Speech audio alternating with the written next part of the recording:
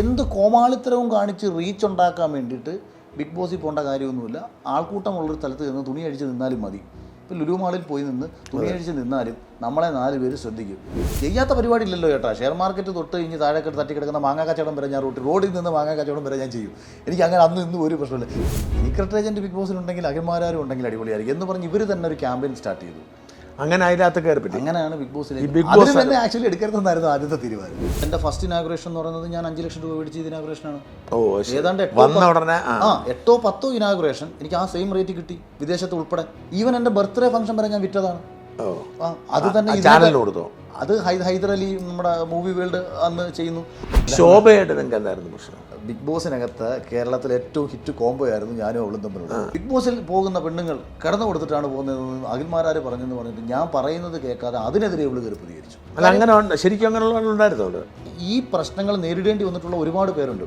സാബു എന്നെ ഫോണിൽ വിളിച്ച് പറഞ്ഞതൊക്കെ വളരെ മോശമായിട്ടാണ് ഇവർക്കെതിരെ.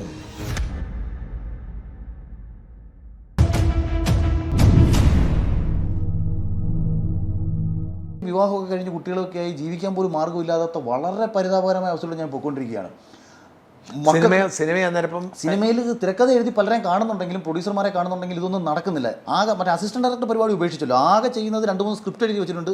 ഇത് ഇടയ്ക്കൂടെ പോയി ആരെങ്കിലും ഇങ്ങനെ കണ്ടുകൊണ്ടേയിരിക്കും. അത് ശ്രമം നടക്കുന്നുണ്ട്. പക്ഷേ ജീവിതം വലിയ പ്രശ്നങ്ങളിലേക്ക് പോകുന്നു. കയ്യിൽ 5 പൈസ എടുക്കാനില്ല, വീട്ടിലെ കാര്യങ്ങൾ നോക്കാനില്ല. 100 രൂപ എടുത്തിട്ട് സത്യത്തിൽ മക്കൾക്ക് കൊടുക്കാൻ പറ്റത്തില്ല. അതായത് ഒരു ആശുപത്രി കേസ് വന്നാൽ ഒരു 150 ഡോക്ടറെ കാണുമെങ്കിൽ അമ്മായിയമ്മയുടെ സഹായം വേണം, അല്ലെങ്കിൽ വീട്ടുകാരുടെ സഹായം വേണം. അങ്ങനെ ഞാൻ വീടിനുള്ളിൽ വലിയ എങ്ങനെ ഇവളെ അന്ന് പരിചയപ്പെട്ടാണ് ഈ ഭാര്യ. ലക്ഷ്മിയുടെ അമ്മ വക്കീലായിരുന്നുകൊണ്ട് ഇവർക്ക് എന്നെ ഭയങ്കര കാര്യമായിരുന്നു. അത് വലിയ പറഞ്ഞാൽ ഒരു ഫുൾ ഇൻ്റർവ്യൂൻ്റെ ഒരു കഥയാണ്. അത് കുറേ ആൾക്കാർക്കൊക്കെ അറിയാം. അപ്പോൾ ഈ വിവാഹം കഴിഞ്ഞതിന് ശേഷം ഞാൻ ലക്ഷ്മിയുടെ വീട്ടിലാണ്. കാര്യം എന്നെ അച്ഛൻ വീട്ടിൽ തിരിച്ച് പുറത്താക്കി നേരത്തെ തന്നെ. ഞാൻ ഇങ്ങനെ പല റൂട്ടിലൂടെ സഞ്ചരിച്ചതുകൊണ്ട് തന്നെ അച്ഛനും ഞാനും വലിയ ശത്രുക്കൾ തന്നെയായി മാറി.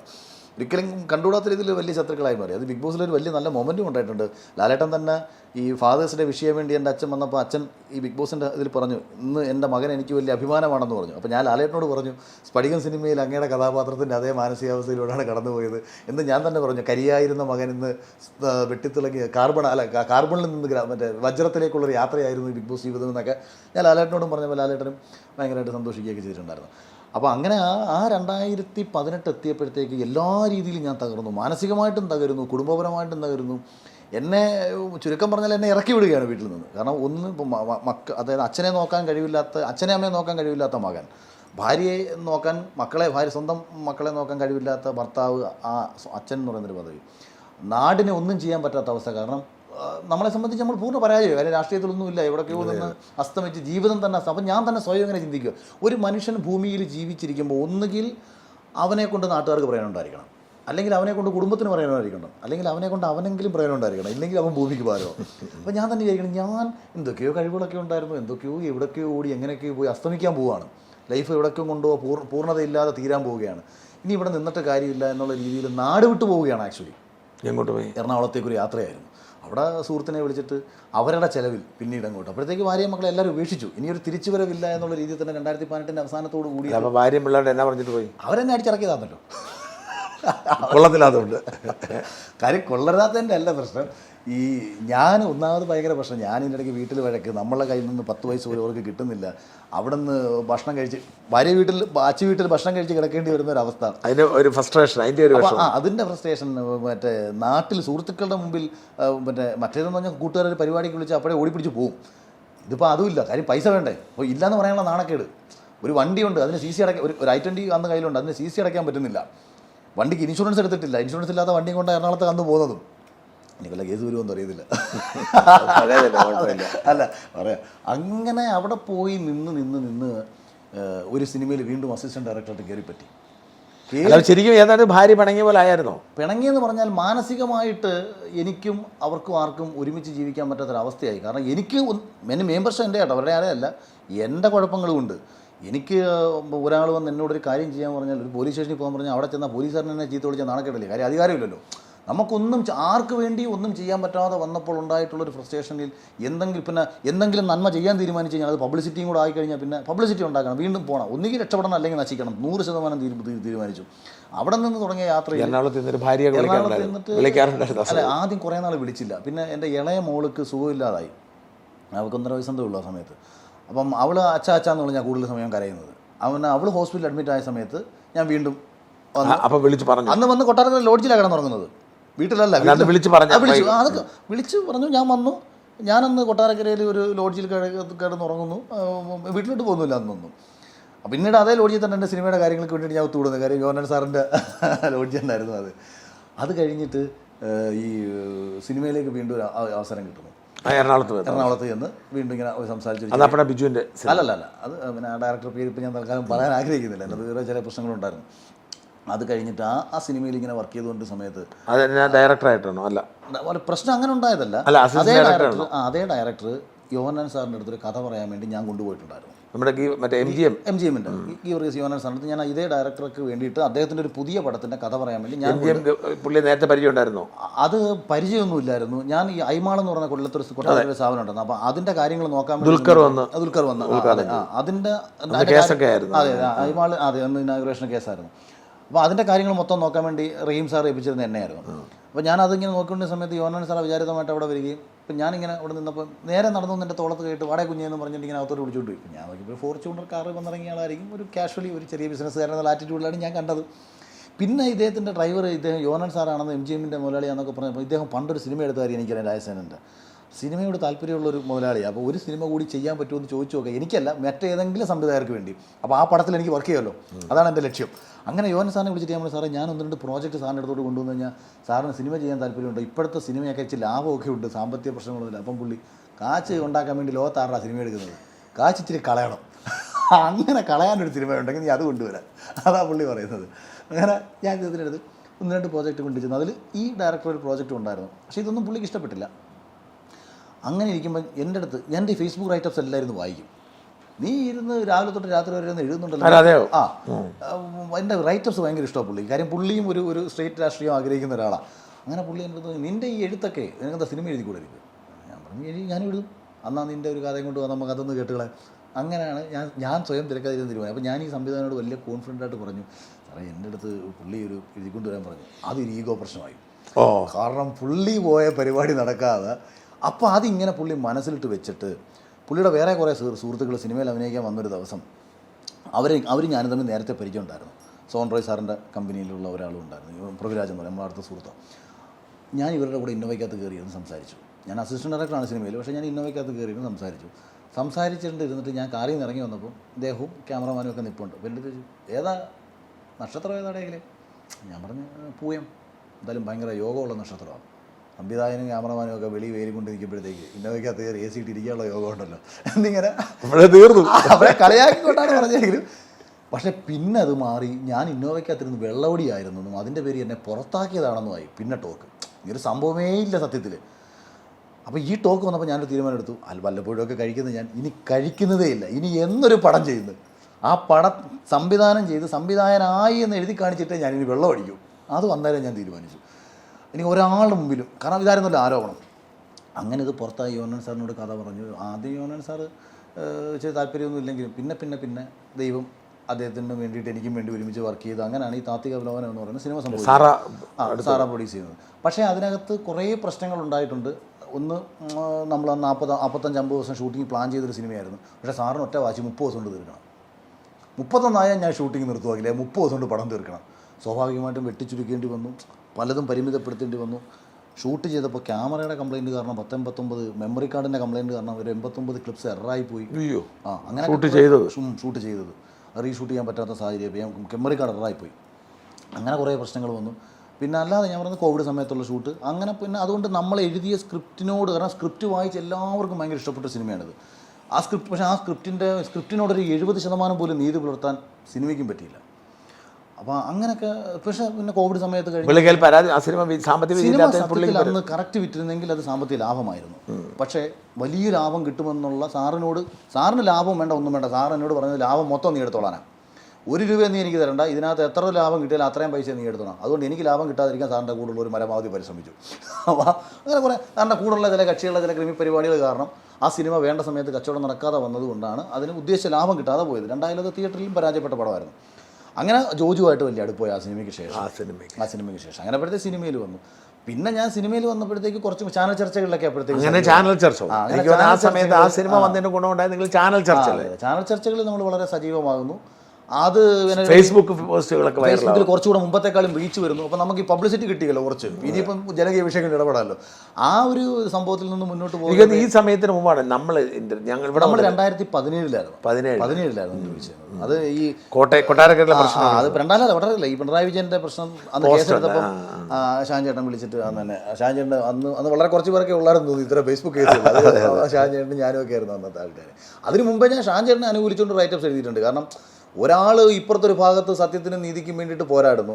പോരായ്മകളും തെറ്റുകളും ഒക്കെ ഇനി എത്രയൊക്കെ പറഞ്ഞാലും അൾട്ടിമേറ്റ്ലി ഞാൻ എപ്പോഴും ഒരാളുടെ ഉദ്ദേശശുദ്ധിയാണ്, മനസ്സിൻ്റെ ശുദ്ധിയാണ് ചിന്തിക്കുന്നത്.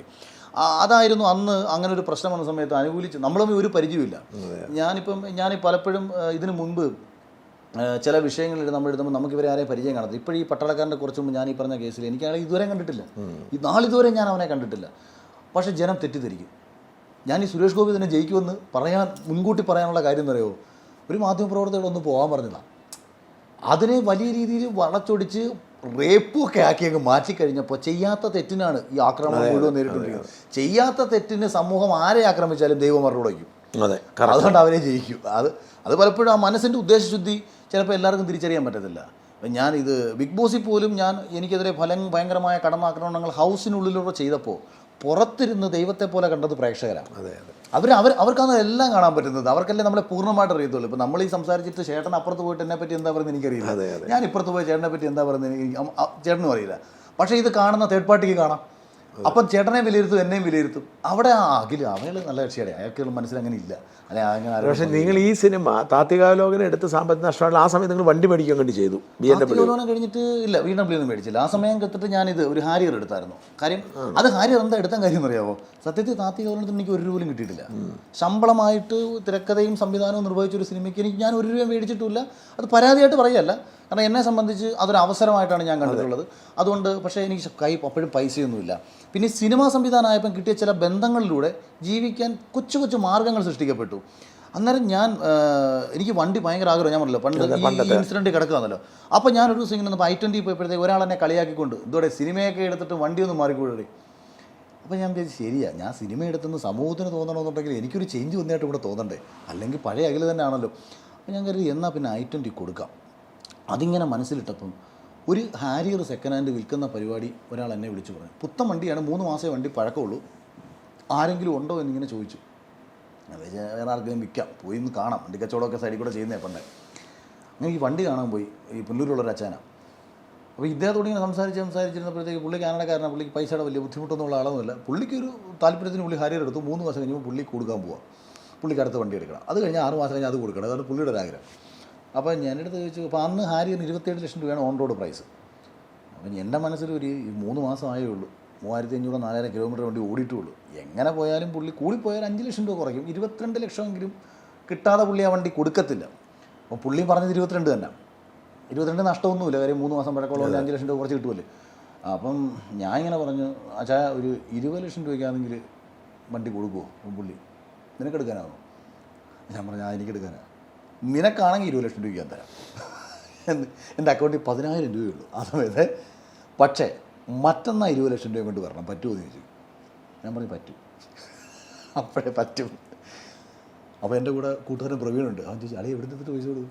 ഈ നമുക്ക് നോക്കാം എന്നിട്ടില്ല. സത്യത്തിൽ ഇന്ത്യൻ റുപ്പി സിനിമയിലൊക്കെ പൃഥ്വിരാജ് ഓടിയടക്കി അവിടെ നിന്നുകൊണ്ട് ഞാനിങ്ങനെ എൻ്റെ ഓരോ കൂട്ടുകാരന്മാരെയും വിളി തുടങ്ങി. ഓരോരുത്തരുടെ കയ്യിൽ നിന്നും പൈസ ഇങ്ങനെ ഒപ്പിച്ചു. അപ്പോൾ ഇവൻ പ്രവീണ് പറഞ്ഞ് എടാ എനിക്കൊരു 15 ലക്ഷം രൂപ ഈ പ്രീ അപ്രൂവ്ഡ് ലോണായി കിടപ്പുണ്ടെന്ന് പറഞ്ഞു. പക്ഷേ നീ അടയ്ക്കുമെന്ന് ചോദിച്ചു. ഞാൻ പറയുന്ന വണ്ടി നിൻ്റെ പേരിലെടുക്ക്, ഞാൻ അടച്ചേടാ, വണ്ടി എടുക്കാൻ ഞാൻ തീരുമാനിച്ചു. അങ്ങനെ 2 ദിവസം കൊണ്ട് ഞാൻ കടം മേടിച്ച് 20 ലക്ഷം രൂപ ഒപ്പിച്ച് നേരെ കൊണ്ട് വണ്ടി എടുക്കും. വണ്ടി അവൻ്റെ പേരിലെടുത്തോ? അല്ല, 20 ലക്ഷം രൂപ കൊടുത്ത് വണ്ടി എടുത്തു. പിന്നെ ലോൺ ഇടണമല്ലോ, ലോൺ ഇടുമ്പോൾ പിന്നെ വണ്ടി ലോൺ. അപ്പോൾ ഇത് കടം മേടിച്ച പൈസ തിരിച്ചു കൊടുക്കണ്ടേ, പെട്ടെന്ന് മാർഗ്ഗമൊന്നുമില്ല. I-20 ഉണ്ട്, അത് വിറ്റ് കഴിഞ്ഞാൽ ഒരു 3-4 ലക്ഷം രൂപ എനിക്ക് എന്തായാലും കിട്ടും. അങ്ങനെ ഈ I-20 വിറ്റിതെടുത്തു. ഇത് എൻ്റെ ഒരു ഡിസിഷനായി. ഞാനിങ്ങനെ ചിലപ്പം ഒരാളും ചെയ്യാൻ തീരുമാനിക്കും. അതിന് പിന്നെ ഒപ്പിക്കുക. പിന്നെ എല്ലാം ചെയ്യാത്ത പരിപാടി ഇല്ലല്ലോ ചേട്ടാ. ഷെയർ മാർക്കറ്റ് തൊട്ട് ഇനി താഴെ തട്ടി കിടക്കുന്ന മാങ്ങാ കച്ചവടം വരെ ഞാൻ റോഡിൽ നിന്ന് മാങ്ങാ കച്ചവടം വരെ ഞാൻ ചെയ്യും. എനിക്ക് അങ്ങനെ അന്ന് ഇന്നും ഒരു പ്രശ്നമില്ല. ഞാൻ എന്താണ് മാനേജർ ഞങ്ങൾ ഇങ്ങോട്ട് വന്ന സമയത്ത് റോഡ് സൈഡിൽ മാംഗോ സ്റ്റൈൻ വിൽക്കുന്നത്. അപ്പം പുള്ളി മാങ്കോസ്റ്റനായി മാംഗോസ്റ്റൈൻ സീസൺ ആണല്ലോ. അപ്പം പുള്ളി പറഞ്ഞ 4 വില ഇവർ മറ്റേ ആതിരപ്പള്ളി പോയപ്പോഴത്തേക്ക് ഒരു വീട്ടിൽ ഇഷ്ടം പോലെ മാംഗോസ്റ്റൈൻ നിൽക്കണം. ഞാൻ പറഞ്ഞ് ലേലം വിളിച്ചെടുക്ക്, നമുക്കൊരു കാര്യം ചെയ്യാം, നമുക്ക് അങ്കമാലി ഇരുന്നിട്ട് നമ്മളവിടെ 2 ചാപ്പുണ്ടല്ലോ, ഇച്ചിരി സമയം ഇടയ്ക്ക് ഞാനും ഇരിക്കുക, അവന് വിൽക്കാതെ. എനിക്കിതൊക്കെ ലാഭത്തിൻ്റെ അല്ല, ഇതൊക്കെ ഭയങ്കര ഇഷ്ടമാണ്. കാര്യം ജനത്തിനോട് നേരിട്ട് കമ്മ്യൂണിക്കേറ്റ് ചെയ്ത് നടത്തുന്ന കച്ചവടങ്ങളാണല്ലോ ഇതൊക്കെ. ആരെയും നമ്മൾ പറ്റിക്കുന്നില്ലല്ലോ. എന്നിട്ട് അതെന്തായി മാങ്കോസ്റ്റൻ മേടിച്ച് വിറ്റു? അല്ല അന്ന് പണ്ട് ഞാൻ പറയാം ഇങ്ങനെ, അതായത് ഒരു ബാധ്യത വന്നു കഴിഞ്ഞു. ഈ 32,000 രൂപ എനിക്ക് മാസം CC അടയ്ക്കണം. ഈ 32,000 രൂപ ഒപ്പിക്കലാണ് ആദ്യത്തെ ലക്ഷ്യം. അങ്ങനെ എൻ്റെ കുറച്ച് സുഹൃത്തുക്കളുടെ കെയർ ഓഫിൽ ഓരോരോ പരിപാടികൾ ചെയ്ത് ചെറിയ കമ്മീഷൻ പരിപാടികൾ കാര്യങ്ങളിലൂടെ മാസം ജീവിക്കാനുള്ള പൈസ കണ്ടെത്തി ഇങ്ങനെ പോകുമെന്ന സമയത്ത് 2022 എത്തിയപ്പോഴത്തേക്ക് അതും നിലച്ചു. കാര്യം എറണാകുളം അപ്പോഴത്തേക്ക് ഞാൻ സിനിമ കഴിഞ്ഞെങ്കിൽ ഞാൻ വീട്ടിൽ നിന്ന് വീണ്ടും ഇറങ്ങി. വൈഫും പിള്ളേരും ഒക്കെ വീണ്ടും ഞാൻ വന്നു. ഇവരെല്ലാവരും വലിയ ഹാപ്പിയായി, അമ്മായിയച്ഛനും എല്ലാം ഹാപ്പിയായി. സിനിമ സംവിധാനം ചെയ്തപ്പോഴത്തേക്ക് പക്ഷേ കൈ പൈസയില്ല. സിനിമ സംവിധാനം ചെയ്ത് കൈ പൈസയില്ല. എറണാകുളത്ത് നിന്ന് തിരിച്ച് വീണ്ടും വീട്ടിൽ വന്ന് വീണ്ടും ഇല്ല പഴയ അവസ്ഥയിലേക്കാണ് പോയിക്കൊണ്ടിരിക്കുന്നത്. ആ അവസ്ഥയിലേക്ക് പോയിക്കൊണ്ടിരുന്നപ്പോഴത്തേക്ക് വീണ്ടും നാണക്കേട് കൊണ്ട് നിൽക്കാൻ പറ്റത്തില്ലെന്ന് കണ്ടപ്പോൾ ഞാൻ ലക്ഷ്മിയും പിള്ളേരെയും പിടിച്ചുകൊണ്ട് വാ നമുക്ക് എറണാകുളത്തേക്ക് പോവാം. അങ്ങനെ വീണ്ടും അന്നേരപ്പോഴത്തേക്കും ഈ നിങ്ങളുടെ അകൽച്ചെല്ലാം മാറി. അകൽച്ച മാറി. അത് ഇതൊന്നും കാരണങ്ങളില്ലാത്ത അകൽച്ചയല്ലേ, സാഹചര്യങ്ങൾ കൊണ്ട് പെട്ടുപോയ ഒരുത്തനും വന്ന, അല്ലാതെ വിരോധമോ പ്രശ്നങ്ങളോ അങ്ങോട്ടുമില്ല ഇങ്ങോട്ടുമില്ല. ഞങ്ങൾക്കിടയിൽ ഒരു പ്രശ്നങ്ങളുമില്ല. ഞാനും ലക്ഷ്മിയും ഇന്നും കൂട്ടുകാരെ പോലെ ജീവിക്കുന്ന ആൾക്കാരാണ്. ഒരു പ്രശ്നവുമില്ല. അന്നത്തെ സാഹചര്യത്തിൽ എൻ്റെ പ്രശ്നം എനിക്കിവരെ നോക്കാൻ പറ്റുന്നില്ല. എൻ്റെ ഈഗോ അവിടെ നിലനിൽക്കാൻ നമ്മളെ സമ്മതിക്കുന്നില്ല. ഞാൻ പിന്നെ ചോദിക്കുന്നത്, ആ സിനിമ കഴിഞ്ഞു, ആ സിനിമ കഴിഞ്ഞിട്ട് ഞങ്ങൾ എറണാകുളത്തേക്ക് താമസം മാറി. എല്ലാവരും ഫാമിലിയായിട്ട് പിള്ളേരായിട്ട് താമസം മാറി. അപ്പം ഞാൻ എൻ്റെ പിള്ളേരെ സാധാരണ അവിടുത്തെ ഒരു ഗവൺമെൻറ് സ്കൂളിലാണ് വിട്ടേക്കുന്നത്, സർക്കാർ സ്കൂളിലാണ് ഞാൻ വിട്ടത്. ഞാൻ ഒരു ജീവിതം പഠിക്കട്ടെ അങ്ങനെയുള്ള ചിന്തയായിരുന്നു. അങ്ങനെ അതുകൊണ്ട് സ്കൂളിൽ വലിയ പൈസ ചിലവുമില്ല. പക്ഷേ വരുമാനങ്ങൾ പതിയെ നിലച്ചു തുടങ്ങി. സഹായിച്ചുകൊണ്ടിരുന്ന പല സുഹൃത്തുക്കളും അവർക്കും ചില പ്രശ്നങ്ങളും മറ്റുകളൊക്കെ വരും. ഏത് വർഷമായി? ഇത് 2021-22 കോവിഡ് കഴിഞ്ഞു. സിനിമ റിലീസായി 22 പകുതി ആയപ്പോഴത്തേക്ക് ഏതാണ്ടൊക്കെ വീണ്ടും പഴയ അവസ്ഥയിലേക്ക് പോയിക്കൊണ്ടിരിക്കുന്നു. കാരണം പുതിയ സിനിമകൾ, അതായത് ഫസ്റ്റ് സിനിമ പരാജയപ്പെട്ടതുകൊണ്ട് തന്നെ ഇനിയൊരു സിനിമ എടുക്കുന്നത് വളരെ ആലോചിച്ച് വേണം. ഇനിയൊരു സിനിമ പറയുമ്പോൾ ജോയിച്ചേട്ടനൊക്കെ എന്നെ പേഴ്സണലി വലിയ കാര്യമാണ്. കാര്യം നമ്മുടെ ഉള്ളിൽ നല്ല സബ്ജക്റ്റ് ഉണ്ടെന്നും നിനക്കത് പുൾ ഓഫ് ചെയ്യാനുള്ള പൊട്ടൻഷ്യൽ ഉണ്ടെന്നും ഇവർ നമ്മളെ പറയുകയും കൂടെ ചെയ്യുമ്പോൾ വെറുതെ പോയി ചാടി പിടിച്ച് കിട്ടുന്ന എന്തെങ്കിലും പ്രോജക്റ്റ് ചെയ്തിട്ട് കാര്യമില്ല. ഇതിൻ്റെ ഇടയ്ക്ക് 1-2 പ്രോജക്റ്റൊക്കെ എൻ്റെ അടുത്തേക്ക് വന്നു. പക്ഷേ അതൊന്നും വേണ്ട, ചെയ്യേണ്ട, ചെയ്യുന്നെങ്കിൽ ഇനി നല്ലത് ചെയ്യും, ഇല്ലെങ്കിൽ ചെയ്യുന്നില്ല. എന്തായാലും പേരിനൊപ്പം സംവിധാനം ആയി കഴിഞ്ഞു. ഇനി ജനങ്ങൾക്ക് ഇഷ്ടം തോന്നുന്ന തിയേറ്ററിൽ തന്നെ വിജയിക്കുന്ന ഒരു സിനിമ തന്നെ ചെയ്യണം. അങ്ങനെ സബ്ജക്റ്റുകൾ പലതും ആലോചിച്ചത്, നേരത്തെ ചെയ്യണമെന്ന് ചിന്തിച്ചതൊക്കെ മാറ്റിവെച്ച് ഇങ്ങനെ പോയിക്കൊണ്ടിരിക്കുന്ന സമയത്ത് ഈ അവിചാരിതമായിട്ട് ഈ ബിഗ് ബോസിലെ മുൻ ചില മത്സരാർത്ഥികൾ ഞാനും തമ്മിൽ സോഷ്യൽ മീഡിയയിൽ ചില അടിയുണ്ടാകുന്നു. അപ്പോൾ ഈ സമയത്ത് ആരോ എന്നോട് ഇൻ്റർവ്യൂവിൽ ചോദിക്കുന്നുണ്ട്, അപ്പം മലയാള സിനിമയെ ആക്ഷേപിച്ചുകൊണ്ട് റിവ്യൂവർമാരെല്ലാവരും കൂടെ ചേർന്ന് അന്ന് മലയാള സിനിമയെ അങ്ങ് കൊല്ലാക്കൊല ചെയ്തുകൊണ്ടിരിക്കുന്നൊരു സമയമാണ്. അപ്പം ഞാൻ ഇവരെ എല്ലാവരെയും കൂടെ ആക്ഷേപിച്ചുകൊണ്ട് ഞാൻ തിരിച്ച് റിവ്യൂവേഴ്സ് ടീമിനെതിരെ അങ്ങനെ യൂട്യൂബർമാരെല്ലാം എനിക്ക് എതിരാണ്. ആ സമയത്ത് കംപ്ലീറ്റ് യൂട്യൂബേഴ്സും എന്നെ മുഖം കണ്ടാൽ ചീത്ത വിളിയും. ഇതിനിടയിൽ വലിയ ആരാധകരുള്ള ഡോക്ടർ റോബിൻ എന്ന് പറയുന്ന ബിഗ് ബോസിൽ ഒരു മുൻ മത്സരാർത്ഥിക്കെതിരെ ഞാൻ പറയുന്നു. അയാളുടെ ഫാൻസ് എന്നെ വന്ന് തെറി വിളിക്കുന്നു. അപ്പോൾ ഈ സമയത്തൊരു ഇൻ്റർവ്യൂവിൽ എന്നോട് ആരോ ചോദിക്കുന്നുണ്ട്, അതാണ് ഈ ഞാൻ പോകുന്നതിന് മുമ്പ് പോകുന്നില്ല എന്ന് പറയുന്നതിൻ്റെ യഥാർത്ഥ സംഭവം എന്ന് പറയുന്നത്. അതെൻ്റെ കാര്യം എന്ന് പറയുന്നത്, അത് നേരത്തെ ഒരു ഇൻ്റർവ്യൂവിൽ എന്നോട് ചോദിച്ചു ഈ ബിഗ് ബോസ് പോലത്തെ പ്ലാറ്റ്ഫോമിൽ പറഞ്ഞാൽ എൻ്റെ ചിന്ത, ബിഗ് ബോസിൽ നിന്ന് ഞാൻ കണ്ടിട്ടുള്ള പല ആൾക്കാരും പല കോമാളിത്തരങ്ങളും ഇവരൊക്കെ പുറത്തിറങ്ങി കാണിച്ച് റീച്ച് ഉണ്ടാക്കാൻ നോക്കുന്നു. സോഷ്യൽ മീഡിയയിലും ഈ സിനിമയുടെ റിവ്യൂ എന്ന് പറയാൻ വേണ്ടിയിട്ട് സിനിമയുടെ അണിയറ പ്രവർത്തകരെ ആക്ഷേപിച്ചുകൊണ്ട് പരിഹസിച്ചുകൊണ്ട്, സിനിമയുടെ റിവ്യൂ അല്ല ഇവർ പറയുന്നത്, അണിയറ പ്രവർത്തകരെയും അത് വളരെ മോശ പദപ്രയോഗങ്ങൾ നടത്തി ഇവർ റിവ്യൂ ചെയ്യുന്നു. അപ്പം ഞാൻ അങ്ങനെ റീച്ച് കിട്ടുന്നു. അപ്പം ഞാൻ നോക്കിയത് എന്ത് കോമാളിത്തരവും കാണിച്ച് റീച്ച് ഉണ്ടാക്കാൻ വേണ്ടിയിട്ട് ബിഗ് ബോസിൽ പോകേണ്ട കാര്യമൊന്നുമില്ല. ആൾക്കൂട്ടമുള്ളൊരു സ്ഥലത്ത് നിന്ന് തുണി അഴിച്ച് നിന്നാലും മതി. ഇപ്പോൾ ലുലു മാളിൽ പോയി നിന്ന് തുണി അഴിച്ച് നിന്നാലും നമ്മളെ 4 പേര് ശ്രദ്ധിക്കും. പക്ഷേ ഏറ്റവും മര്യാദയ്ക്ക് വെൽ ഡ്രസ്ഡായിട്ട് അവിടെ പോയി നിന്ന് എല്ലാവരും നമ്മൾ ശ്രദ്ധിക്കുന്ന ഒരു പൊസിഷനിൽ നമുക്ക് വ്യക്തിത്വം ഉണ്ടാകത്തുള്ളൂ. മറ്റേത് എല്ലാവർക്കും കാണിക്കുക. അതുകൊണ്ട് ഇതല്ലേ നല്ലത് എന്ന് പറഞ്ഞ് ഞാൻ പരിഹാസ രൂപേണ പറയുകയും, ഇത് പുറത്ത് വന്നതിന് ശേഷം ഈ ബിഗ് ബോസിലെ മുൻ മത്സരാർത്ഥികളുടെ ആരാധകർ എല്ലാവരും കൂടെ ചേർന്ന് എനിക്കെതിരെ ശക്തമായ പരിഹാസവും ആക്ഷേപവും തെറിവിളിയും തുടങ്ങി. എന്തുവാ, നിനക്കിതിനുള്ള കഴിവൊന്നുമില്ല, നിന്നെക്കൊണ്ട് ഇത് പറ്റുന്ന പണിയുമല്ല, അപ്പം കിട്ടാത്ത മുന്തിരി പൊളിക്കും, നിന്നെ ഒരിക്കലും ബിഗ് ബോസിൽ എടുക്കത്തതുമില്ല, പിന്നെ അതുകൊണ്ടാണ് നീ ബിഗ് ബോസിനെ പുച്ഛിച്ച് പറഞ്ഞത് എന്നുള്ള രീതിയിൽ പരിഹാസം തുടങ്ങിയപ്പോൾ ഞാൻ പിന്നീട് ഒരു ലൈവിൽ വന്നിട്ട് ഞാൻ തന്നെ പറയുന്നു, ഇത്രയും നാളും ഞാൻ പോകണ്ടെന്ന് തീരുമാനിച്ചൊരു ഷോയാണ്, നീ എല്ലാം കൂടെ കയറ്റി എന്നെ വാശി പിടിപ്പിക്കുകയാണെന്നുണ്ടെങ്കിൽ ഞാൻ പോകാം, പോയിട്ട് ഞാൻ കാണിച്ചു തരാം, ഇന്നലെ വരെ നീയൊന്നും കാണിച്ചതൊന്നുമല്ല, നീ ഞാൻ കാണിച്ചു തരാം എന്ന് ഞാൻ. പക്ഷേ അതല്ല ഹിറ്റായത്, മറ്റേ സാധനം. കാര്യം ട്രോളായിട്ട് ബിഗ് ബോസിൽ കയറി ഉടനെ വന്നത് മറ്റേതായിരുന്നു. ബിഗ് ബോസിൽ പോകുന്നതിന് മുന്നേ തന്നെ ഞാൻ ഇതും പറയുന്നുണ്ടായിരുന്നു. അതിനുശേഷമാണ് ബിഗ് ബോസിലേക്ക് എങ്ങനെ കിട്ടിയത്. ഈ സമയത്ത് മാളികപ്പുറം സിനിമയുമായി ബന്ധപ്പെട്ട് ഉണ്ണിമൂൻ തന്നെ ഒരു യൂട്യൂബറും തമ്മിൽ സീക്രട്ട് തമ്മിൽ ഒരു തെറിവിളി ഉണ്ടാവുകയും അങ്ങനെ ജനൻ TV അനിൽ നമ്പ്യാർ നടത്തിയ ആ ചർച്ചയിൽ ഞാൻ പങ്കെടുക്കുകയും അതിൽ ഈ സീക്രട്ട് ഏജൻറ്റിനെതിരെ ഞാൻ സംസാരിച്ചതിന് ഭയങ്കര റീച്ച് എന്ന് വെച്ചാൽ എനിക്ക് തോന്നുന്നു 74 lakhs റീച്ച് അങ്ങാണ് ആ പർട്ടിക്കുലർ 8 മിനിറ്റിന് വരുന്നത്. അപ്പം ഈ പയ്യൻ ഇവൻ സീക്രട്ട് ഏജൻറ്റും ആക്ച്വലി ബിഗ് ബോസിൽ പോകാനിരിക്കുകയായിരുന്നു. തൊട്ടും അപ്പോൾ ആ കണ്ടന്റിനകത്ത് ഞാൻ ഈ മുൻ മത്സരാർത്ഥിയെ പരാമർശിച്ചു, ഈ റോബിനെ പരാമർശിച്ച് സംസാരിക്കുകയും ചെയ്തു. സ്വാഭാവികമായിട്ടും ബിഗ് ബോസിൻ്റെ ഒരു ഓഡിയൻസിൻ്റെ ഇടയിലേക്ക് ഈ സാധനം വൈറലായി. അപ്പം അഖിൽമാരാരും കൂടി ബിഗ് ബോസിലുണ്ടെങ്കിൽ രസമായിരിക്കുമല്ലോ, സീക്രട്ട് ഏജൻറ്റ് ബിഗ് ബോസിലുണ്ടെങ്കിൽ അഖിൽമാരാരും ഉണ്ടെങ്കിൽ അടിപൊളിയായിരിക്കും എന്ന് പറഞ്ഞ് ഇവർ തന്നെ ഒരു ക്യാമ്പയിൻ സ്റ്റാർട്ട് ചെയ്തു. ഇത്തവണ അങ്ങനെ റിപ്പോർട്ട് ഈ സോഷ്യൽ മീഡിയയിൽ ഞാനത് ഇന്റർവ്യൂവിന് പോലും ഞാൻ പോയിട്ടില്ല ആ സമയത്ത്. അല്ല ബിഗ് ബോസുകാരാണോ? അല്ല സാധാരണ ആരാധകരുടെ ഒരു ഇത്തവണ ബിഗ് ബോസിൽ അഖിൽമാരാരും എന്നൊക്കെ പറഞ്ഞ് ഇവർ തന്നെ അങ്ങനെ റിപ്പോർട്ടർ ചാനലിൽ അവരൊരു വാർത്തയും വിട്ടു, ഇത്തവണ ബിഗ് ബോസിൽ അഖിൽമാരാർ. ഞാൻ ഇന്റർവ്യൂവിന് പോലും അറ്റൻഡ് ചെയ്തിട്ടില്ല, എന്നെ ആരും വിളിച്ചിട്ട് കൂടിയില്ല.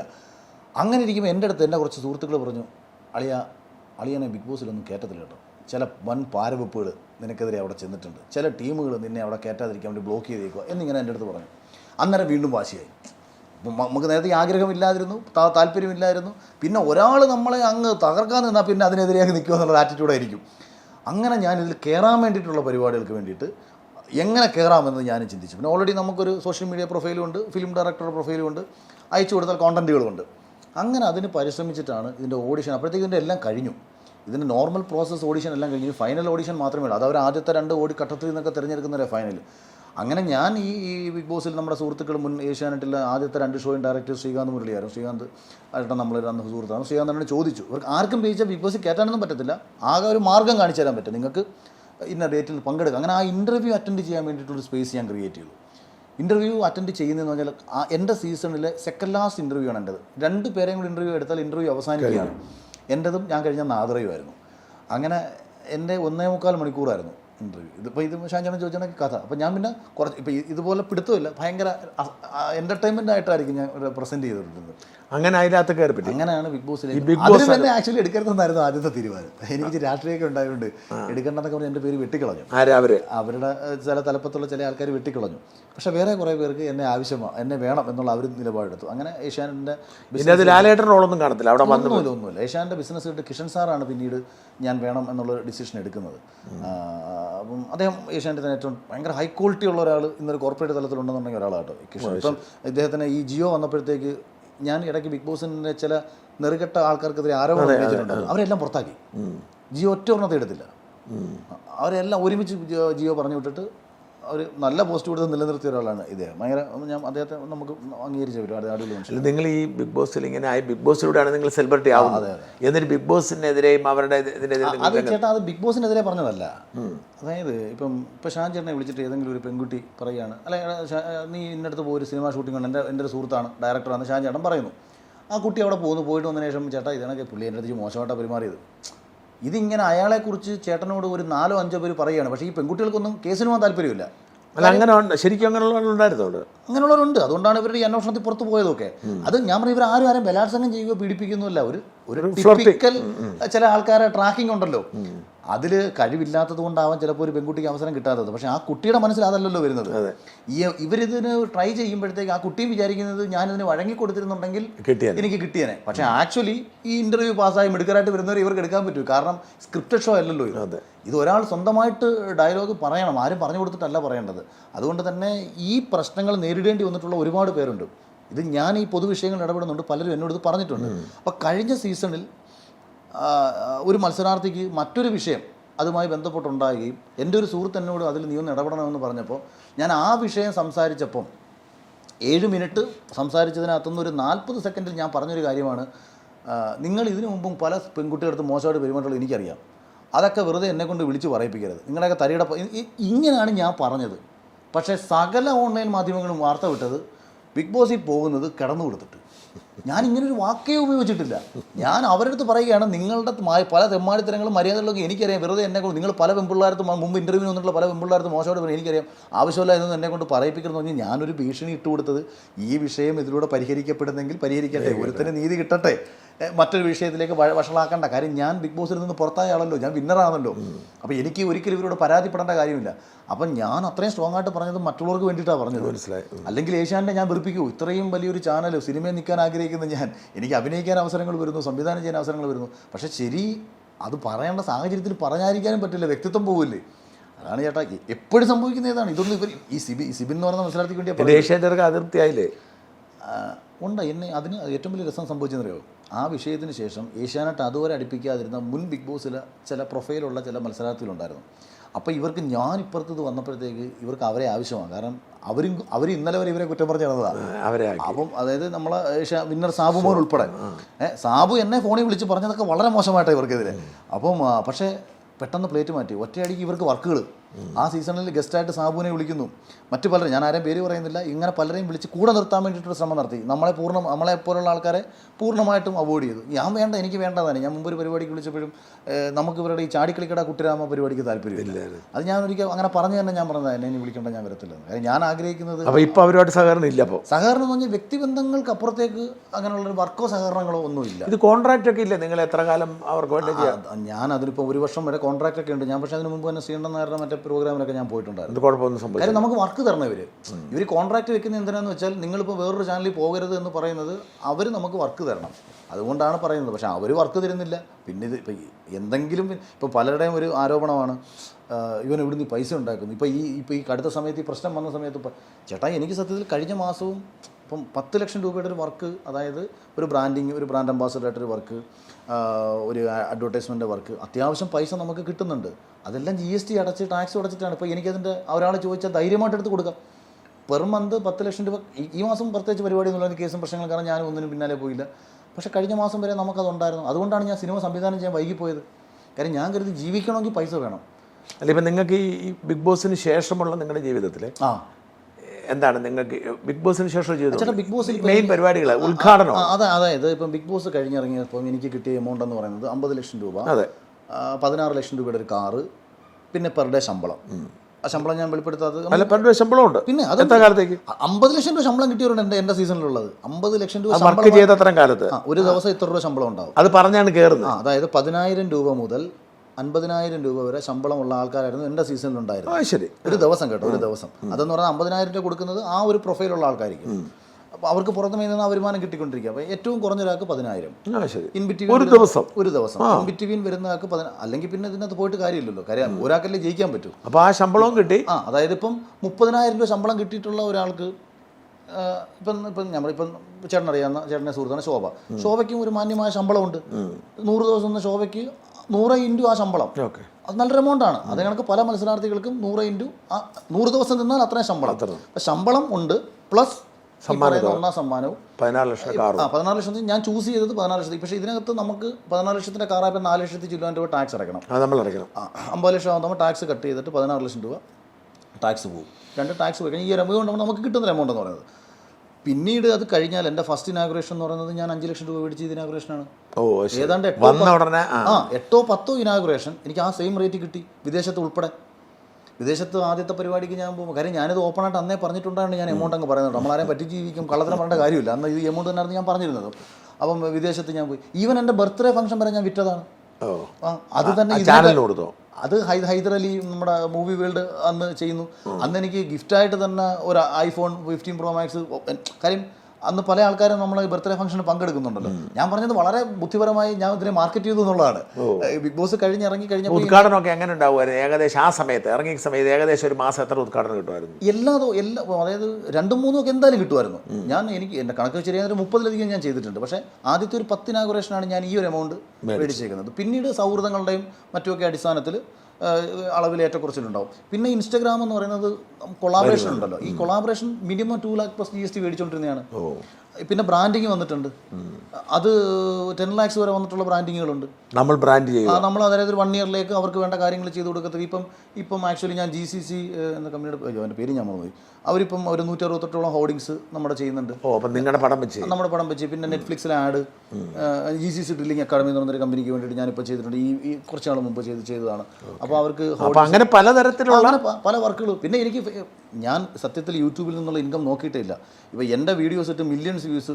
ഇപ്പം ഞാൻ ഫ്ലവേഴ്സ് പ്രോഗ്രാമിന് പോയി. ഇതെന്ത് വെറുതെ പോകുന്നതാണോ? ഇത് 1.5 ലക്ഷം രൂപ തന്നിട്ട് പോയതാണ്. ആണല്ലേ? എനിക്ക് അത് വിത്ത് GST തന്നതാണ്. അല്ല, എന്ത് പ്രോഗ്രാമിലെ? ഫ്ലവേഴ്സ് ഒരു കൂടി എന്ന പ്രോഗ്രാമില്ലേ? അപ്പോൾ അതിൽ ഞാൻ പറഞ്ഞ അങ്ങനെ ഓരോ പ്രോഗ്രാമിലും ഞാൻ അറ്റൻഡ് ചെയ്യുമ്പം നമ്മൾ ഈവൻ ഞാൻ പൊളിറ്റിക്കൽ പരിപാടിയിൽ പോലും കാശ് മേടിച്ചിട്ടാണ് അറ്റൻഡ് ചെയ്തേക്കുന്നത്. കാരണം ഇത് എന്താ വെച്ചാൽ ഡേറ്റ് നമ്മൾ മുൻകൂട്ടി കൊടുക്കുമ്പോൾ അന്നത്തെ ദിവസം നമുക്ക് പ്രയോജനപ്പെടുന്ന ഒരു പരിപാടി ചിലപ്പം 2 ലക്ഷം രൂപ കിട്ടേണ്ട ഒരു പരിപാടി ആയിരിക്കും ചിലപ്പോൾ ആ ഡേറ്റ് വരുന്നത്. അന്നേരം ആയിരിക്കും ഒരാൾ നമ്മളെ ഒരു പരിപാടിക്ക് വിളിക്കുന്നത്. ആ പ്രോഗ്രാംസ് കിട്ടുമ്പോൾ നമുക്ക് പെർ ഡേയിൽ ഒരു എമൗണ്ട് കിട്ടും. അത് ഞാൻ ജർമ്മനി, യൂറോപ്പിലെല്ലാം ഞാൻ പോയി കഴിഞ്ഞ ഇതിൽ. ആക്ച്വലി ഈ വർഷം ഓഗസ്റ്റിൽ സെപ്റ്റംബറിൽ USA പോകാനിരുന്നതായിരുന്നു. അത് വിസ റിജക്റ്റായി. കാരണം കേസ് നോട്ടിഫിക്കേഷൻ പോയിട്ട് തന്നെ എവിടെ നിന്ന് പറഞ്ഞു വരും. ഈ കേസ് വന്നിട്ട് അപ്പം ചുമ്മാലെ എനിക്ക് വിസ കിട്ടാതെ എനിക്ക് 10-100 കേസുണ്ടല്ലോ. അപ്പോൾ ഇവർ അമേരിക്കക്കാരൻ്റെ പ്രോഗ്രാം വിളിച്ചു. പക്ഷേ വിസ റിജക്റ്റ് ആകുന്ന പറയുമ്പോൾ വിഡ്രോ ചെയ്യുവാണ്. ഞാനോർത്ത് അപ്പോൾ ഇതായിരിക്കും പ്രശ്നം, ഈ കേസുള്ളതുകൊണ്ടായിരിക്കും. ഞാനൊരു IG എൻ്റെ ഒരു സുഹൃത്തുണ്ട്, ഞാൻ പുള്ളിയോട് സംസാരിച്ചു. അപ്പം പുള്ളി പറഞ്ഞു നോട്ടിഫിക്കേഷൻ പോയിട്ടുണ്ടെന്ന് പറഞ്ഞു. അവരന്വേഷിക്കും. ഇവർക്ക് നോട്ടിഫിക്കേഷൻ ചെല്ലും. നോട്ടിഫിക്കേഷൻ ചെല്ലുന്നുണ്ട്. അല്ല, ഇവർ തപ്പി അന്വേഷിക്കത്തൊന്നുമില്ല. പണ്ടുണ്ടായിരുന്നല്ലോ. പണ്ട് US വിസ കിട്ടിക്കഴിഞ്ഞാൽ നമ്മളെ പാസ്പോർട്ട് വെരിഫിക്കേഷൻ പോലെ തന്നെ പോലീസ് വെരിഫിക്കേഷൻ ഉണ്ടായിരുന്നല്ലോ. ഇപ്പം പറഞ്ഞാൽ ഇത് കറക്റ്റ് നോട്ടിഫിക്കേഷൻ ചെല്ലും ഈ ഗ്രാവിറ്റിയുള്ള കേസുകൾക്കെല്ലാം. അതാണ് ഒരു പ്രശ്നം. അപ്പം എനിക്ക് ഒരിക്കലും കിട്ടാൻ പോകുന്നില്ല. പ്രശ്നമായിരിക്കും. ഇപ്പോൾ എനിക്കും തോന്നുന്നത് എനിക്കും അത് പ്രശ്നമായിരിക്കും. അല്ലെങ്കിൽ പിന്നെ ഈ കേസിന് കോഷ് ചെയ്ത് തരണം. ഇതിപ്പോൾ നമ്മുടെ കേസ് വന്നിരിക്കുന്നത് പോലീസ് തന്നെ റെഫർ ചെയ്തോളാം എന്നാണ് പബ്ലിക് പ്രോസിക്യൂട്ടർ അടുത്ത് ജഡ്ജി ചോദിച്ചു ഇത് എന്ത് അടിസ്ഥാനത്തിലാണ് കേസ് എടുത്തതെന്ന്. അപ്പം അവരൊരു കൃത്യമായ ഗ്രൗണ്ട്സ് പറയാൻ അവർക്കും പറ്റിയിട്ടില്ല. അപ്പം അതിനുണ്ട് മിക്കവാറും അല്ലെങ്കിൽ പോലീസിനെതിരെ എനിക്ക് ഞാൻ പോകേണ്ടി വരും. നമുക്ക് നഷ്ടങ്ങൾ ഉണ്ടാകുന്നുണ്ട്. അല്ല, അപ്പോൾ ഇതിനോടൊപ്പം തന്നെ നിങ്ങൾ കരിയർ ഡെവലപ്പ് ചെയ്യാൻ അല്ല, ഞാൻ പിന്നെ ഒരു 3-4 സിനിമകളുടെ അഡ്വാൻസ് കിട്ടിയിട്ടുണ്ട്. സിനിമയിൽ നായകനായിട്ട് അഭിനയിക്കാൻ കിട്ടിയ അഡ്വാൻസുകളുണ്ട്. അതൊക്കെ തരക്കേടില്ലാത്ത തുകകൾ തന്നെ കേട്ടോ. അല്ല, സംവിധാനം അഭിനയിക്കാൻ വേണ്ടി തുടങ്ങിയോ? ഒരു പടം അപ്പം കംപ്ലീറ്റ് ചെയ്തു, പൂർത്തിയായി. ഒരു പടം കംപ്ലീറ്റ് ചെയ്തു. അതിൽ പോലും അതിപ്പോൾ അടുത്ത മാസം റിലീസാവാൻ പോവാണ്. അടുത്ത ജൂലൈ 15 സമയത്ത് റിലീസാവാൻ. വേറെ അഭിനയങ്ങൾ നടക്കുന്നുണ്ടോ? വേറെ ഒരു പടത്തിനൂടെ കമ്മിറ്റ് ചെയ്തിട്ടുണ്ട്. പിന്നെ അഭിനയം എന്ന് പറയുമ്പോൾ കുറേ പ്രോജക്റ്റ് എനിക്ക് വന്നായിരുന്നു ചേട്ടാ. കുറേ പ്രോജക്റ്റ് വന്നാണ്. ഇപ്പം നമ്മുടെ ഹിറ്റായ ചില പടങ്ങളിൽ പോലും അത്യാവശ്യം കുഴപ്പമില്ലാത്ത കൊച്ചു വേഷങ്ങളൊക്കെ വിളിച്ചിട്ടുണ്ടായിരുന്നു. പക്ഷേ ഞാനത് അത്ര ഫോക്കസ് ചെയ്തില്ല. കാര്യം ഞാൻ വിചാരിച്ചു എന്താണ് എനിക്ക് വേണ്ടത്, ഒരു ഡയറക്ടർ പ്രൊഫൈൽ തന്നെയാണ്. ഞാൻ അതിലേക്ക് തന്നെ ഫോക്കസ് ചെയ്യണം. പക്ഷേ അത് ഈ ഉടനെ ചാടിപ്പിടിച്ച് നമ്മൾ പോവുക എന്നുള്ളതല്ലല്ലോ. ഒരു നല്ല സബ്ജക്റ്റ് സെറ്റ് ചെയ്യണം. പക്ഷേ അപ്പം ഫിനാൻഷ്യലി ഇപ്പം വന്നുകൊണ്ടിരിക്കുന്നത് കട്ടാവാനും പാടില്ല. കാരണം ഇതെപ്പോഴും കട്ടാവാം. ഏത് നിമിഷവും നമ്മുടെ വരുമാനം കട്ടാവാം. അപ്പോൾ നമ്മൾ ഫ്രീ ആവും. അന്നേരം നമുക്ക് ഇറങ്ങാം. പിന്നെ ഒരു സിനിമ നമ്മൾ പോയി ചെയ്യുമ്പം ഒരു സിനിമയ്ക്കും കച്ചവടമില്ല. ഇപ്പോഴത്തെ അവസ്ഥ ഈ നിർമ്മാതാക്കളെ ഇപ്പം നമ്മളെ വെച്ച് ഒരാൾ പടം ചെയ്യാൻ വരുമ്പോഴത്തേക്ക് അയാൾ അത്രയും കോൺഫിഡൻ്റ് ആയിട്ട് വരണം. അതെ. അപ്പോൾ നമ്മളായിട്ട് പുഷ് ചെയ്ത് നമ്മളിവരെ പറ്റിച്ച് അത് അങ്ങനെ OTT ഇങ്ങനെ ഒന്നും നടക്കത്തില്ല. ഒരു പടങ്ങൾ നമ്മൾ പരിതാപകരമാണ് മലയാള സിനിമയുടെ റിട്ടേൺ എന്ന് പറയുന്നത്. എന്നോട് പുള്ളി പറഞ്ഞിട്ടുണ്ട്, നമ്മുടെ ആൻഡോ ചേട്ടനാരും നിർമ്മാതാക്കളുടെ വിവാദം ഉണ്ടാക്കി സുരേഷ് കുമാർ. അല്ല, കഷ്ടമാണ്. ഞാനപ്പം ഈ ഒരുപാട് സിനിമയ്ക്ക് ഇൻവെസ്റ്റ് ചെയ്തിട്ട് നമ്മളെ വലിയ പേരുള്ള പല നിർമ്മാതാക്കളും കോടിക്കണക്കിന് രൂപയൊക്കെ ബാധ്യതയാണ്. കോടിക്കണക്കിന്, അതായത് 50 കോടിക്കൊക്കെ മുകളിൽ പലരും. ആൻഡോ ചേട്ടൻ തന്നെ. ആൻഡോ ചേട്ടൻ കഴിഞ്ഞ ആഴ്ച വിളിച്ചപ്പോഴും പുള്ളി സത്യമാണ്. ഇപ്പോൾ ചെയ്തുകൊണ്ടിരിക്കുന്ന വലിയ പടമാണ്. 100-120 കോടി. ജോബിക്ക് ഇതിൻ്റെ ഇടയ്ക്കൂടെ ഇപ്പം കിട്ടും. ഇപ്പം രഞ്ജിത്ത് ഏട്ടൻ പുള്ളി എത്രയോ കാലത്തിന് ശേഷം സിനിമ ചെയ്തത്. പക്ഷെ അതാണ് ഈ ലോട്ടറി കണക്കാണ്.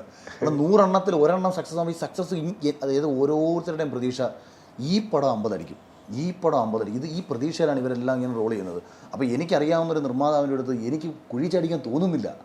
മനസ്സിലായി. അപ്പോൾ അങ്ങനെ അതുകൊണ്ട് കൃത്യമായ തിരക്കഥ ഒരു പ്ലാനും ഇല്ല. അത് നമുക്ക് അതായത് നമ്മളൊരു സബ്ജക്റ്റ് പറയുമ്പോൾ അവർക്കും തോന്നണം അഖില ഇതിനിപ്പം പൊട്ടിയാലും പ്രശ്നമില്ലേ, ഇത് നമുക്ക് അങ്ങനെ ഒന്നുണ്ടോ കയ്യിൽ അടുത്ത് ചെയ്യാൻ പറ്റും. ഇപ്പം ഞാൻ മനസ്സിൽ ഒരെണ്ണം സെറ്റ് ചെയ്ത് വെച്ചേക്കായിരുന്നു. ഇപ്പോൾ ഈ കേസും കാര്യങ്ങളൊക്കെ വന്നുകൊണ്ട് നോർമലി ഇനിയിപ്പോൾ എന്തായാലും കുറച്ച് ആൾ വീട്ടിൽ വെറുതെ ഇരിക്കേണ്ടി വരും. അപ്പം ഫ്രീ ആയിട്ട് സിനിമയ്ക്ക് തന്നെ ഫോക്കസ് ചെയ്യുക എന്ന് പറയുന്നൊരു മാനസികാവസ്ഥയിലേക്ക് നമ്മളും എത്തി. പിന്നെ ഈ പറഞ്ഞ കണക്ക് ഈ രാഷ്ട്രീയവും ഇടയ്ക്കൂടെ കയറി വരുന്നുണ്ടല്ലോ. നമ്മളറിയാതെ നമ്മളെ പലരും സ്ഥാനാർത്ഥിയാക്കി. ശോഭയായിട്ട് നിങ്ങൾക്ക് എന്തായിരുന്നു പ്രശ്നം? ഒന്നുമില്ല, ബിഗ് ബോസിൽ വെച്ചിട്ട് എന്നെ വിളിച്ച് കരയൊക്കെ ചെയ്തു. അത് അന്നത്തെ വിഷയമായിരുന്നു. അത് അവൾ ഒരു കാര്യമില്ലാതെ ഏറ്റുപിടിച്ചൊരു വിഷയം. ഞാൻ വല്ലവർക്കും എൻ്റെ അനുകൂലമായി സത്യത്തിൽ അവൾ ഒരു വനിത. നിങ്ങൾ അവരുമായിട്ട് പ്രശ്നമൊന്നുമില്ലായിരുന്നു? ബിഗ് ബോസിനകത്ത് കേരളത്തിലെ ഏറ്റവും ഹിറ്റ് കോംബോ ആയിരുന്നു ഞാനും അവളും തമ്മിലുള്ളത്. അതായത് നമ്മുടെ മാണിക്യനും കാർത്തുമ്പിയും ഒക്കെ ഉള്ള ലാലേട്ടൻ്റെ ഒരു അങ്ങോട്ടും ഇങ്ങോട്ടും അടിയുണ്ടാക്കി എന്നാലൊരു നമ്മുടെ തെന്മാകുമ്പത്തിൽ അങ്ങോട്ടും ഇങ്ങോട്ടും അടിയാണല്ലോ. പക്ഷെ അടി ഉണ്ടാണെങ്കിൽ ഇവരുടെ അടി കാണാൻ പ്രേക്ഷകർക്ക് ഇഷ്ടമാണല്ലോ. അതേപോലെ ഞാൻ ശോഭൻ തമ്മിൽ പല വിഷയങ്ങൾക്കും അടിയാണെങ്കിലും അതൊരു ഒരു ഇതില്ല, ഒരു പകയില്ലാത്തൊരടിയാണ്. പക്ഷേ ശോഭ കുറച്ചും കൂടെ എൻ്റെ അടുത്ത് ഒരു പകയുണ്ടായിട്ടെന്ന് മറ്റുള്ളവർക്ക് തോന്നിയത് കൊണ്ടാവാം ശോഭ എടുത്ത് കുറച്ച് നെഗറ്റീവ്സ് ആൾക്കാർക്ക് ഫീൽ ചെയ്തത്. പിന്നീട് അതൊക്കെ മാറി. അതെല്ലാം കഴിഞ്ഞ് ഞാൻ എൻ്റെ വീടിൻ്റെ പാലുകാച്ചിനെ വിളിച്ചു. ഞാൻ 2020 ഞാൻ ഒന്നുമില്ലായ്മയിൽ നിന്ന് പോയിട്ട് തിരിച്ച് വന്ന് ഹൗസിലും തിരിച്ച് വരുമ്പോൾ എൻ്റെ ആദ്യത്തെ ലക്ഷ്യം ഫ്ലാറ്റ് വാങ്ങുക. അങ്ങനെ ഫ്ലാറ്റ് വാങ്ങി 2023 മാർച്ച് 26 ബിഗ് ബോസ് ഹൗസിൽ കയറിയെങ്കിൽ 2024 മാർച്ച് 26 അതേ ആൾക്കാരെയും കൊണ്ട് ഞാൻ എൻ്റെ ഫ്ലാറ്റിൽ കയറി. അന്ന് ഞങ്ങൾ 10-18 പേരുമായിട്ടാണല്ലോ കയറിയത്. അപ്പം എല്ലാവരെയും വിളിച്ച് ഞാൻ എൻ്റെ പാലുകാച്ച് ആഘോഷിച്ച് ഞങ്ങളെല്ലാവരും വളരെ ഹാപ്പിയായിട്ട് രാത്രി 10 മണിക്ക് പിരിഞ്ഞാണ്. ഈ ബിഗ് ബോസുമായി ബന്ധപ്പെട്ട് ഞാൻ ഉന്നയിച്ചൊരു വിഷയത്തിൽ ഒരു കാര്യവുമില്ലാതെ, കാര്യം ഇവള് ഞാൻ പറഞ്ഞത് കേട്ടില്ല. ഈ ഓൺലൈനിൽ വന്ന വാർത്തകളാണ് കേട്ടത്. ബിഗ് ബോസിൽ പോകുന്ന പെണ്ണുങ്ങൾ കിടന്നു കൊടുത്തിട്ടാണ് പോകുന്നതെന്ന് അഖിൽമാരാർ പറഞ്ഞെന്ന് പറഞ്ഞിട്ട് ഞാൻ പറയുന്നത് കേൾക്കാതെ അതിനെതിരെ ഇവള് കയറി പ്രതികരിച്ചു. അല്ലെങ്കിൽ എന്നെ വിളിച്ച് ചോദിക്കണം. എന്നിട്ട് ഞാൻ ഇവളോട് മെസ്സേജ് അയച്ചു, ഇടി നീ തെറ്റിദ്ധരിക്കപ്പെട്ടാണ് നീ ഇപ്പോഴും സംസാരിക്കുന്നത്, നിനക്ക് എൻ്റെ കാര്യം നിനക്ക് ഇപ്പോഴും എന്തൊന്നും മനസ്സിലായിട്ടില്ല. ഒരുപാട് പെൺകുട്ടികളുണ്ട്, ഇനി അവരെങ്ങാനും ഓപ്പണായിട്ട് സ്റ്റേറ്റ്മെൻറ്റ് ചെയ്ത് കഴിഞ്ഞാൽ നിനക്കേ മോശം വരും. എന്നെ അനുകൂലിച്ച് 3 പെൺകുട്ടികൾ പബ്ലിക്കായിട്ട് പോസ്റ്റ് ചെയ്തു ആ സമയത്ത്. അന്നേരം പിന്നെ ഇവരൊക്കെയല്ലേ വനിതകൾക്ക് വേണ്ടി സംസാരിക്കേണ്ടത്, ഞാനാണോ സംസാരിക്കും? ഞാൻ വലിയ ആൽഫ ഫീമെയിലായിട്ട് മറ്റേ മെയിൽ ഷോവനിസ്റ്റായിട്ടൊക്കെ ഏഷ്യാനെറ്റ് പോലും എന്നെ അവതരിപ്പിച്ചത്. അപ്പം ഞാനല്ലല്ലോ സ്ത്രീകളുടെ പ്രശ്നം, ഇവരല്ലേ സംസാരിക്കേണ്ടത്. അപ്പോൾ ഇവരോട് സംസാരിക്കാൻ വിട്ടുപോവുകയും എനിക്കെതിരെ സംസാരിക്കുകയും ചെയ്തു. അവിടെ കിട്ടുന്ന പബ്ലിസിറ്റിക്കും അവിടെ കിട്ടുന്ന കണ്ടന്റിനും വേണ്ടി നടക്കാൻ പാടില്ല. എന്തുവാണ് ഞാൻ പറഞ്ഞതെന്ന് ഒന്ന് അന്വേഷിക്കണ്ടേ? അന്ന് ആ സമയത്ത് അതാ പറഞ്ഞത്. ഞാൻ അവളെ എനിക്ക് എന്താ വെച്ചാൽ എനിക്കിതിനകത്തുള്ളൊരു രസമുള്ള കഥ വെച്ചാൽ എനിക്ക് നിങ്ങളുടെ ബിഗ് ബോസ് സമയത്ത് നിങ്ങൾ രണ്ടുപേരും എൻ്റെ സുഹൃത്തുക്കളാണ്. അഖിൽ, ഞാൻ സാധാരണ ബിഗ് ബോസ് കാണാറേ ഇല്ല, നമുക്ക് സാവകാശം കിട്ടാറില്ല. ഞാൻ ഒളിവിൽ പോയ സമയത്താണ് ബിഗ് ബോസ് വെക്കുന്നത്. അവിടെ ഞാൻ മിക്കവാറും കാണുമായിരുന്നു, വേറെ പണിയൊന്നുമില്ലല്ലോ. ഞാൻ മിക്കവാറും കാണുമായിരുന്നു. ഞാനിതിന് അപ്പോൾ എനിക്കുള്ള പ്രശ്നം വെച്ചാൽ എന്നെ ആളുകൾ ട്രേസ് ചെയ്യാതിരിക്കുന്ന സമയത്ത് എൻ്റെ പ്രധാന വിനോദങ്ങളിലൊന്ന് ബിഗ് ബോസ് ആയിരുന്നു. അപ്പം രണ്ടുപേരോടും ഞാൻ ഈ രണ്ടുപേരിൽ ഒരാൾ ജയിക്കണം എന്നുള്ളത് എൻ്റെ കാരണം രണ്ടുപേരും. അപ്പോൾ ശോഭ വലിയ പ്രത്യേക ജീവിത സാഹചര്യത്തിൽ ശോഭ അതിൽ ഞാനാണ് അതിൻ്റെ അറിയാമോ? ഞാനാണ് കാര്യം. ഇങ്ങനൊരു മത്സരാർത്ഥി ഉണ്ടെന്ന് പറഞ്ഞപ്പം ഞാൻ ആദ്യം നോക്കുന്നത് ചേട്ടൻ്റെ അല്ല, അവൾ അങ്ങനെയാണ്. അതായത് ഈ ശോഭ വല്ലാത്ത ജീവിത പ്രതിസന്ധിയിലൂടെ പോയി കഴിഞ്ഞിട്ട് ഇവൾ വിജയിച്ചു കഴിഞ്ഞപ്പം ഇവൾക്കിത് പറയണമെന്ന് ആഗ്രഹമുണ്ട്. പക്ഷേ ഇവൾ ഫൈറ്റ് ചെയ്ത ടീം സ്വാധീനമുള്ള ആളായ കാരണം ഒരു മീഡിയയും കൊടുക്കില്ല. എൻ്റെ അടുത്തോട് പറഞ്ഞു വിടുന്നത് ഏറ്റവും രസം ഓർക്കണം, ശോഭ എൻ്റെ അടുത്ത് പറഞ്ഞു വിടുന്നത് മാതൃഭൂമി ചാനലിൽ അന്നത്തെ വാർത്ത വായിച്ചുകൊണ്ടിരുന്ന ശ്രീജ ശ്യാമാണ്. ശ്രീജ പറഞ്ഞു മാതൃഭൂമി കൊടുക്കൂല, കൊടുക്കാൻ സാധ്യതയുള്ളത് മറുനാടനാമൻ എൻ്റെ അടുത്തേക്ക് പറഞ്ഞു വിടുന്നത്. അങ്ങനെ ഞാൻ അന്ന് ഇൻ്റർവ്യൂ ചെയ്യാനൊന്നും അറിയില്ല പുള്ളിക്കാരത്തേക്ക്. അന്ന് മാസ്ക് ഒക്കെ വെച്ചിട്ട് ഞാൻ ഒരുപാട് പ്രഷർ ചെയ്തിട്ടും അല്ലെങ്കിൽ പിന്നീട് സ്മൂത്താണ്, ഒട്ടും സ്മൂത്തല്ല, എൻ്റെ ഒരു രീതി കൊണ്ടുവന്ന. എനിവേ അത് കഴിഞ്ഞിട്ട് ഈ വിഷയം നിങ്ങളുടെ വിഷയം കഴിഞ്ഞപ്പോൾ എന്നോട് അങ്ങ് പിണങ്ങി. ചേട്ടനെ എൻ്റെ ബ്രദറായി ഞാൻ കരുതി വിശ്വസിച്ചു, ചേട്ടനെ ചതിച്ചു. എനിക്കൊന്ന് ഞാൻ ശബ്ദം ഇട്ട് തരും അങ്ങനെ കണ്ടത് എൻ്റെ കൗണ്ട് ചേട്ടൻ ഞാൻ ചേട്ടൻ മെസ്സേജ് ഇല്ല, ചേട്ടാ പൂർണ്ണമായിട്ട് കാര്യം അറിയാതാണ് ഈ വാർത്ത ഇട്ടത്, എന്തോ സംഭവിച്ചു. അപ്പം ഞാൻ ചേട്ടനെ വിളിച്ചു. കാര്യം ഞാൻ നോക്കുമ്പോൾ പൊതുവെ മറുനാടൻ വൺ സൈഡായിട്ട് മാത്രം എടുത്തില്ലല്ലോ. പൊതുവെ മാധ്യമപ്രവർത്തനം ഭംഗി അതാണല്ലോ. യൂട്യൂബർമാർ ഒരു മാധ്യമപ്രവർത്തനം എന്നുള്ള വ്യത്യാസമാണല്ലോ. മറ്റവർക്ക് അവർക്ക് ആരെങ്കിലും ടാർഗറ്റ് ചെയ്ത് മാത്രം പറഞ്ഞാൽ. അപ്പം ഞാൻ ചേട്ടൻ അപ്പം ഒരു മര്യാദ കാണിച്ചു. ഞാൻ എൻ്റെ വേർഷൻ കൂടി ഇട്ടു, അതായിരിക്കും പിണങ്ങിയിട്ട് കരഞ്ഞുകൊണ്ട് എനിക്ക് മെസ്സേജ് ഇട്ടു, ഞാൻ എൻ്റെ ബ്രദറായി കേസൊക്കെ കൊടുത്തു, എന്നെ ചതിച്ചു എന്നൊക്കെ പറഞ്ഞ് മെസ്സേജ് ഇട്ടു. അന്ന് എനിക്കെതിരെ കേസ് കൊടുത്തു. എനിക്കെതിരെ കേസ് കൊടുത്തറിയോ? എൻ്റെ ഫാൻസ് അവളെ തെറി വിളിക്കുന്നത്, അത് എനിക്കെന്തോ ചെയ്യാൻ പറ്റും? ഒന്നാമത്തെ കാര്യം, ഞാൻ ആരെയും ഫാൻസിനെ ഓപ്പറേറ്റ് ചെയ്യുന്നില്ല. അപ്പം ഞാനിവിടെ സ്റ്റേഷനിൽ ചെന്നു, ഇവിടുത്തെ ട്രിവാൻഡ്രത്ത് വന്നു. അപ്പം ഞാൻ പറഞ്ഞു, സാറേ ഞാൻ ഒരു സ്ഥലത്ത് പോലും അവളെ പറ്റി മോശം പറഞ്ഞിട്ടില്ല, ഞാനൊരു സ്ഥലത്ത് കമൻറ്റ് ഇട്ടിട്ടില്ല, പിന്നെ ഞാൻ എങ്ങനെ ആക്ഷേപിച്ചെന്നാണ് പറയുന്നത്. അപ്പം പുള്ളി പറഞ്ഞൊരു കാര്യം, അല്ല നിങ്ങളിട്ട പോസ്റ്റിൽ പലരും വന്ന് കമൻ്റ് ഇടുന്നു, അപ്പോൾ അവരെ അത് ശോഭയ്ക്കെതിരെയുള്ള കമൻറ്റുകളാണ്, അതിനുള്ള സ്പേസ് നിങ്ങൾ ഒരുക്കി കൊടുക്കുന്നു. അപ്പം ഞാൻ പറഞ്ഞു, അങ്ങനെ കേരളത്തിലെ എല്ലാ മാധ്യമപ്രവർത്തകർക്കെതിരെ മുഖ്യമന്ത്രി പ്രധാനമന്ത്രിയൊക്കെ പിടിച്ച് കേസ് കൊടുക്കണ്ടേ? കാരണം ഇവരെല്ലാം പറയുന്നതിൻ്റെ അടിയിൽ പിണറായി വിജയനെതിരെ മറുനാടൻ പറയുന്നു, അതിൻ്റെ അടിയിൽ വന്നിട്ട് പലരും പിണറായി വിജയനെ മോശം പറയുന്നു, അല്ലെങ്കിൽ വി ഡി സതീശനെ പച്ചത്തെറി വിളിക്കുന്നു. എത്രയോ നമ്മളിട്ട്, അതായത് മറുനാടൻ പിണറായി വിജയനെ തെറി വിളിക്കാൻ വേണ്ടിയിട്ട് ഒരു അവസരം ഒരുക്കി കൊടുക്കുന്നു എന്ന് പറഞ്ഞിട്ട് ചേട്ടനെതിരെ കേസെടുക്കാൻ പറ്റൂ? അപ്പോൾ എനിക്കിതിനകത്ത് ഒരു യുക്തി മനസ്സിലായില്ല. ഞാൻ ആവർത്തിച്ചു, ഞാൻ പറഞ്ഞു അത് പബ്ലിക്കാണ്, അല്ലെങ്കിൽ പിന്നെ ഞാൻ കമൻറ്റ് ബോക്സ് ഓഫ് ചെയ്ത് വെക്കണം. ഒരു മര്യാദയല്ലല്ലോ, നമ്മളൊരു പൊതുവിഷയം സംസാരിക്കുമ്പോൾ അതിൽ പൊതുജനങ്ങളുടെ അഭിപ്രായങ്ങൾ കേൾക്കണ്ടേ? അതിപ്പോൾ അവരെന്നെ തെറി വിളിക്കുന്ന എത്രയോ പേരുണ്ട്, അവർ വിളിച്ചോട്ടെ എന്നല്ലേ വെക്കാൻ പറ്റൂ. അങ്ങനെ ഇങ്ങനെയൊക്കെ പറഞ്ഞു. പിന്നെ കേസെടുത്തില്ല. കാര്യം ഇതൊക്കെ ചുമ്മാ ഒന്ന് വിളിച്ച് വരട്ടെ. ഞാൻ പറഞ്ഞത് അത് ഒരു കാര്യമില്ല, അതൊന്ന് പോയി വീണ്ടും കേസ് കൊടുത്തു. പിന്നെ ഇപ്പോൾ അടുത്ത സമയത്ത് ഞങ്ങൾ വീണ്ടും ഒരു സെലിബ്രിറ്റി ക്രിക്കറ്റ് ലീഗ് ഉണ്ടായിരുന്നു. അപ്പോൾ അതിൽ ശോഭയുണ്ടായിരുന്നു. അതൊക്കെ അങ്ങ് മാറി. സത്യം ചേട്ടാ, എന്നെ സംബന്ധിച്ച് വെടിനിർത്തൽ വർക്കായില്ല. ഞാനൊരു കടുത്ത സംഖ്യയായി മാറിയിട്ടുണ്ടെന്നുള്ളതായിരുന്നു എൻ്റെ സംശയം. ഞാൻ വിചാരിച്ച് പാകിസ്ഥാനെ ചുരുട്ടി മറ്റേ പിയോക്കയും തിരിച്ചു പിടിച്ച് ബലൂചിസ്ഥാനെ മോചിപ്പിച്ച് ലോകത്തിൻ്റെ മുന്നിൽ തൊട്ടു നോക്കടാ പട്ടികളെ പാക്കലാമെന്ന് നരേന്ദ്രമോദി പറയും. രാജ്യദ്രോഹം മധുരയുടെ ഒക്കെ മണ്ടയ്ക്ക് ചുമച്ച കേസെടുത്ത് എന്നെ ആ ഞാൻ കൊച്ചു കക്ഷിയാണ്.